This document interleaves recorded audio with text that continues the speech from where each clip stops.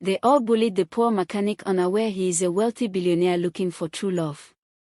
The sun beat down on the rusty tin roof of Teo's Auto Fix, a small, tucked-away garage at the edge of the bustling city.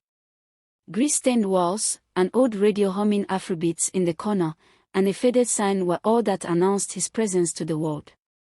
Teo, dressed in a threadbare overall, walked tirelessly under the hood of an old Toyota, his hands black with engine oil.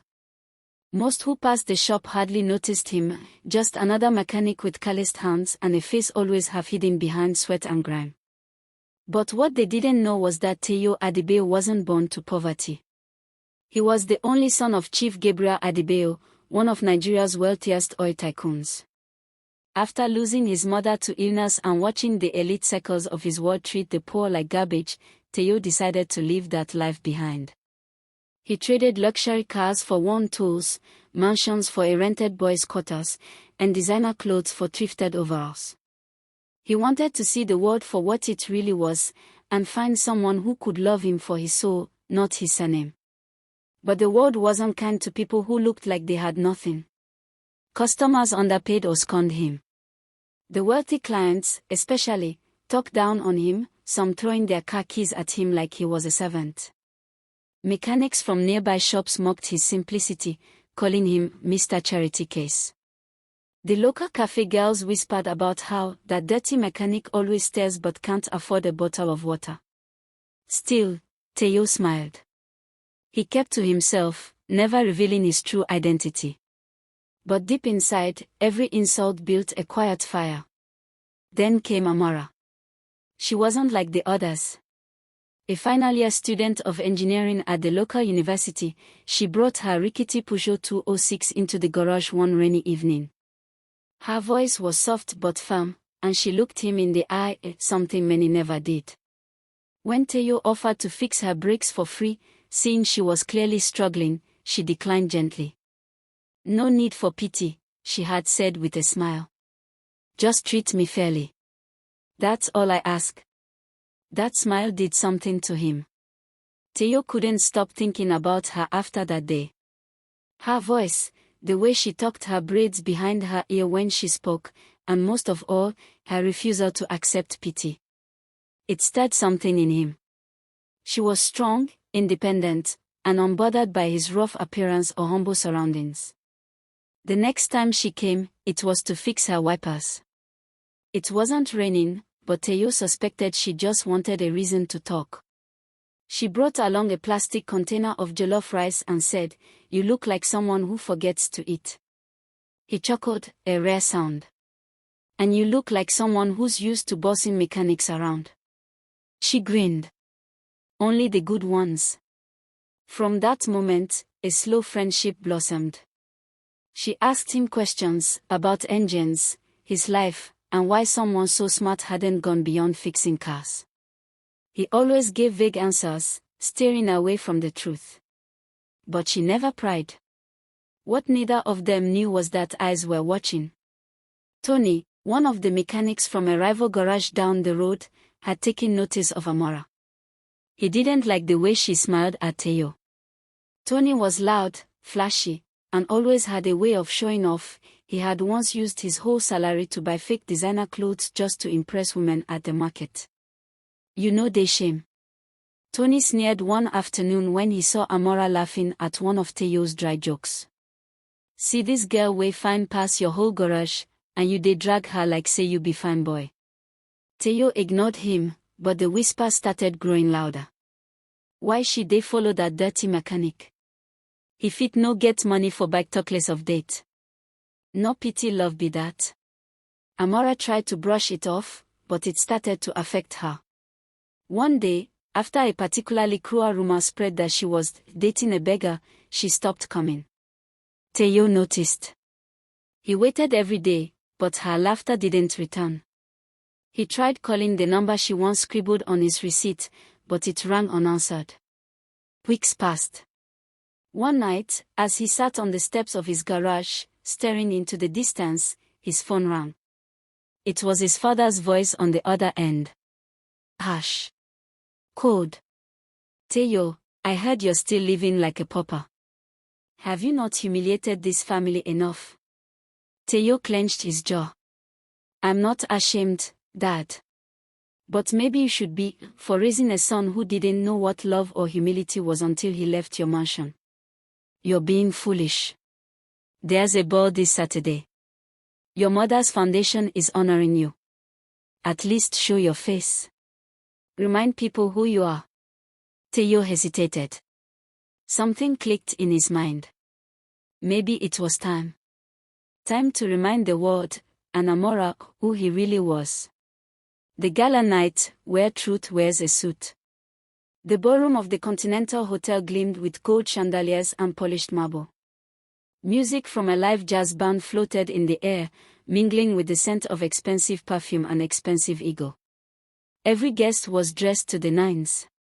Camera flashes sparkled like fireworks, and media banners displayed the title of the night, the Adebayo Foundation honors the future of engineering. Teo stepped out of the black Rolls-Royce in a perfectly tailored midnight blue tuxedo, clean-shaven, hair neatly slicked back. For the first time in a long while, he looked like the billionaire son he had hidden for years. Heads turned. Paparazzi gasped. Is that Teo Adebayo? The Adebayo son who disappeared. I heard he went mad and became a mechanic. Guess that wasn't true. He ignored it all, stepping into the hall with calm elegance. His eyes scanned the room and stopped when they landed on her. Amora. She stood near the far end, wearing a simple but elegant gown of green silk. She looked nervous, out of place, sipping juice with both hands wrapped around the glass. She hadn't wanted to come, only did so because her final year project had been sponsored by the Adebayo Foundation. She had no idea. Her heart skipped a beat when she saw him. But her brows furrowed. Confused. This man, he looked like Teo, but this wasn't the Teo she knew. No grease on his hands. No overalls. No tired eyes. This man glowed. She turned away. Teo approached slowly, each step heavy with unsaid words. Hi, he said gently. She didn't look at him. You shouldn't be here. This place isn't for people like us, remember? He smiled faintly. Funny you say that. Because technically, this is my event. Amora's eyes snapped up to meet his. What? He gave a little shrug. My full name is Teo Adebayo Olewale, son of Chief Gabriel Adebayo. He owns the foundation. Her mouth parted in shock. You're the billionaire's son. Yes. She stepped back. Heart flickered across her face. So all this time, it was a game. You were testing me. No, he said quickly. No, Amora. I was testing the world. And myself. I wanted to know what it was like to be treated like I was nothing. I needed to see who would see me, even when I had nothing.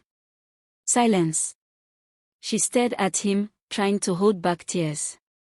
And what did you see when you looked at me? Teo took a breath. I saw a woman who respected me when everyone else mocked me. Who stood up for herself and never looked down on me. Who gave me jollof rice and a reason to smile. I didn't know how to tell you the truth. I didn't want to lose you. A tear slipped down her cheek. You didn't lose me, Teo. You just never let me find you completely. The jazz music played softly behind them. For a moment, the noise faded. There was only him. And everything unsaid. Teo extended his hand. Let me make it up to you. Not with money. Not with gifts. Just with the real me. She hesitated. Then, slowly, she reached out and placed her hand in his. You have one chance, she whispered. And don't ever disappear again. He smiled, white, genuine, relieved. Not unless I'm taking you with me. Teo and Amora danced slowly under the dim golden lights, their hands interlocked. She still looked at him with disbelief, but a small smile curled her lips. It was as if she was rediscovering him with every passing second. The music, the mamas, the grand ballroom, it all faded into the background. But outside their little bubble, the whispers grew louder. Tony, the loudmouthed mechanic, stood by the buffet table, stuffing cake into his mouth while watching the pair like he'd just seen a ghost. His jaw dropped. Wait. Teo is a billionaire. The same guy we dey laugh say he no get money for Okada, he hissed to no one in particular. One of the cafe girls, Ada, gasped. That's the mechanic Amara used to visit. I swear. He even asked me for sachet water once. Another laughed nervously. I told you he had sweet eyes. I just knew there was something about him. Within hours, social media blew up. Mobile phone, mechanic turned out to be billionaire heir. Mobile phone, he was bullied for being poor, but he owns the company that supplies your fuel face with tears of joy. Mobile phone, men will humble you. Literal billionaire fixing cars in Ojulegba. Mobile phone hashtag Teo the billionaire began trending. Teo didn't care. He ignored the noise, the fake apologies from people who once mocked him, the sudden friend request, the ex-co-mates begging for business ideas.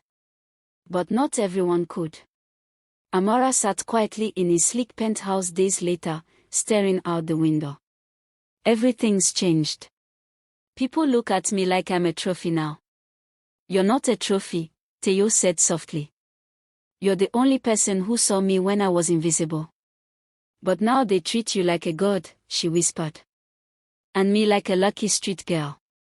Teo sat beside her. Do you think this wealth defines me? She didn't answer. He pulled out something small from his pocket, a folded, oil-stained receipt. The same one with her phone number, barely readable now. I kept this, he said. Even when the ink faded. Because it reminded me of when you saw me, not the brand name, not the bank account. Just me. Tears filled her eyes. Amora, I don't want a world where I'm seen and you're questioned. I want to build a new world, with you. Suddenly, she smiled through the tears.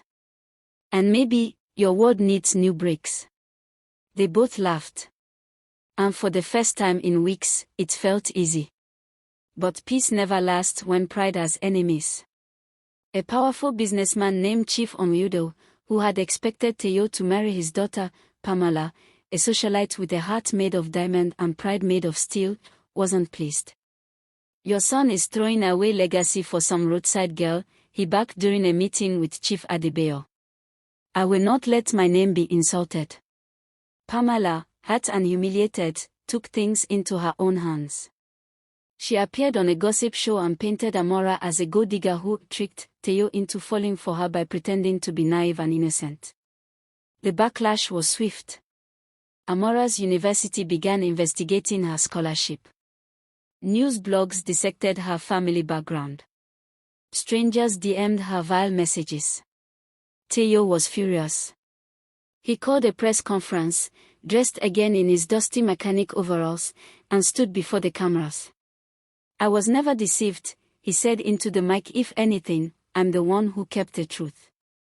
I disguised myself to find honesty, and I found it in Amora. She owes no one an apology. I do. Then, looking into the camera, he added. If you think she's with me for money, I dare you, check her bank account. You'll find dignity, not dollars. That speech changed everything. Final chapter. The foundation of forever. In the weeks that followed Teo's heartfelt press conference, the world shifted. Amora was no longer seen as a gold digger but as a symbol of grace under fire. Her quiet strength had won over the public, especially when she refused to grant interviews or clap back at her attackers. I don't need to defend my love, she told a friend. It speaks for itself. Teo, meanwhile, took a bold step. He resigned from all corporate duties in his father's empire and launched the True Worth Foundation, a non-profit dedicated to helping low-income youth learn mechanical engineering and practical trades, especially those who had been bullied or looked down on for their background. I know what it means to be ignored, he said during the lunch. Now, I want to make sure nobody with potential is ever overlooked again. And he didn't do it alone. Amara was made co-director. At the grand launch of the foundation, held not in a hotel but right in the very same compound where Teyo's Auto Fix once stood, a huge crowd gathered. Old customers, fellow mechanics, engineering students, local traders, and even the same cafe girls showed up. Amara wore a simple Ankara gown, standing on the small wooden stage. As she finished her speech on building dignity through skill, she turned to leave, but Teyo held her hand. Wait, he said into the mic, there's one more thing. He knelt on one knee. Gasps and cheers filled the air. Amara, you fixed more than my brakes. You fixed my broken trust. You taught me that love isn't about wealth, it's about worth. And you, Amara, are priceless. Will you marry me? Tears welled in her eyes. She nodded. Yes, Teyo. Always. Cheers erupted. Mechanics honked their horns in celebration. Even Tony was somewhere in the back clapping with his oily hands and a stern face. They kissed under the faded banner of the foundation. Not in a castle. Not in a ballroom. But right where their love began, in the dusty lot, where grease and gold finally met. The end.